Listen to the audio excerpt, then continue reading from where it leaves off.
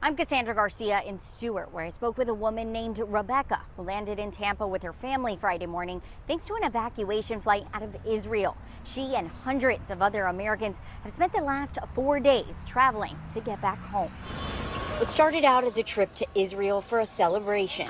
We came for our nephew's wedding. Turned into a desperate attempt to get back home and missile strikes in the Israel-Iran conflict. We would have to go into the shelter in the middle of the night.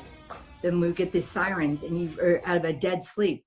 It was the scariest thing I've ever experienced in my entire life. Rebecca and her family said it started last Thursday. And we got an alert that said that the U.S. government families should stay in place in the greater Tel Aviv area. Little did she know she'd spend the next 4 nights going in and out of a safe room. It just kind of felt like a boom, boom. Now it's scary. Every time I hear a beep or a boom or a glass drop on, I freak out. She struggled to find a way out of the country. Ultimately, she connected with Florida officials and Gray Bull Rescue, working to evacuate Americans from Israel.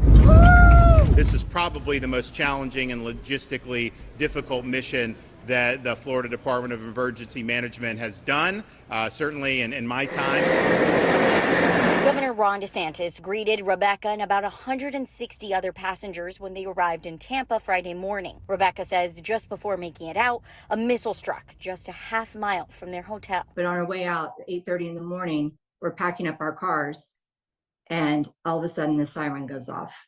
So we had to run back into our hotel, got in our safe room, including our taxi driver. He came into, and that's when we heard the hardest one hit near us. She's now grateful her family is back on U.S. soil. To get them out just feels so amazing to be home. Like I said, we've wept multiple times. Cassandra Garcia, WPTV News.